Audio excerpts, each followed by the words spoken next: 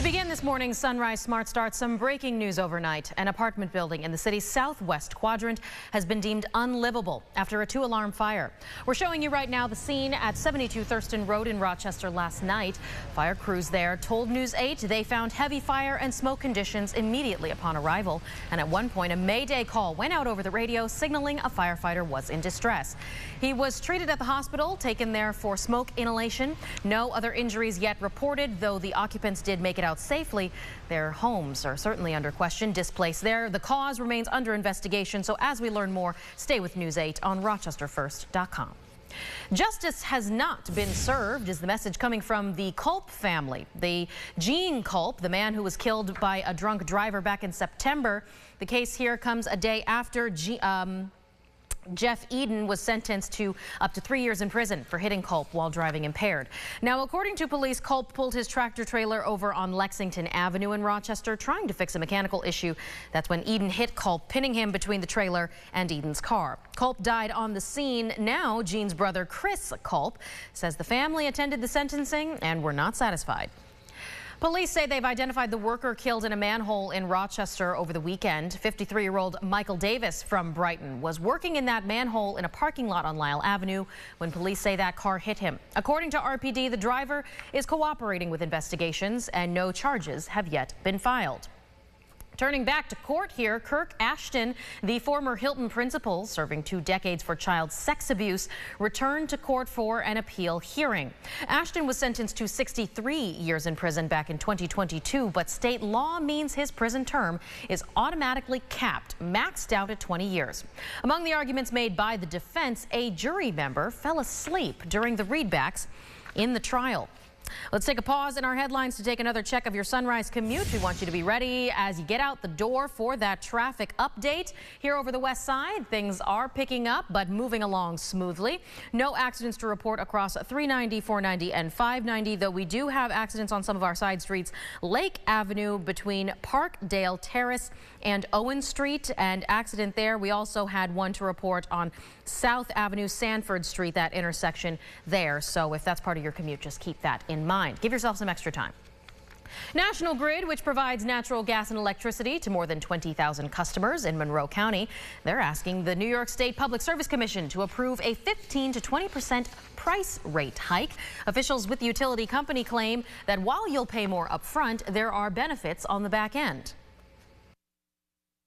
One of the benefits, or one of the elements of the rate proposal, are more targeted programs and dedicated teams, personnel, National Grid workers and resources to better serve our residential, commercial, industrial customers, as well as programs that are centered around energy affordability,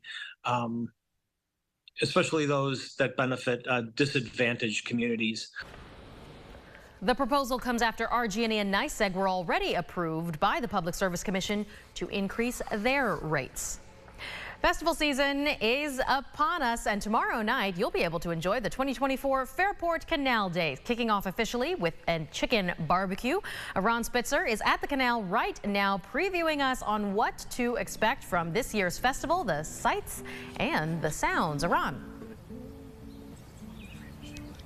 Yes, we have this beautiful sun coming in. We had a cold morning, but it's okay. We got away from it now. We're here with Tim Forrester, the music director for the festival. What an undertaking. What even goes into that? About a year of planning, like for the rest of the festival. We have 5 stages. We're going to have 57 performances, having over 2 days and 2 nights. Yeah, What's the selection process like? Well, people will write to us and ask to be in the festival. Our criteria is really based around the fact that we're an arts festival. So we're really not a rock and roll festival. We're really trying to put music that supports the arts on the street. So there's a lot of jazz and acoustic forms, but Latin and some bluegrass and things like that, and wonderful singer-songwriters like we're hearing behind us right now. Yeah, that's what I was going to say. Just like Natalie Poole, who's behind us singing beautiful tunes. Sorry, I'm going to interrupt you for a second. So what is it like playing a gig like this? So this is my first time playing Canal Days, and I'm super excited about it because I love Fairport. Fairport's how I got back to playing live music around Rochester. So I'm grateful to be a part of the festival and playing around my friends and family. It's going to be awesome. Awesome. So I won't interrupt you any longer. Keep playing that beautiful music. Michaela, we're going to listen to this awesomeness, and we're going to throw it back to you. Yeah, awesomeness is the perfect word there, Iran. Looking forward to the Canal Days and hopefully, James, some good weather for that. Yeah, tomorrow looks great. Saturday looks great as well. Unfortunately, there are some rain showers around for Sunday, but for the most part, it should be kind of hit or miss. So I think a lot of Sunday is dry as well. There, mid-60s, just leaves a little to be desired in the temperature department for you today when you average mid-70s. Not to worry, we get there tomorrow. Saturday's going to be great, mid to upper 70s there.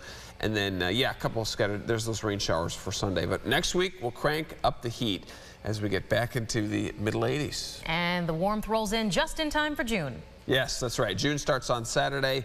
And, yeah, just a picture-perfect weekend to kick off. Shout out to Greek Fest happening downtown there as well. Concerts, just everything's just ramping up for the month of June. Yeah, stay tuned for your next update in 30 minutes. We'll tell you about some of those fun things to do here in Rochester. Have a great morning, everyone.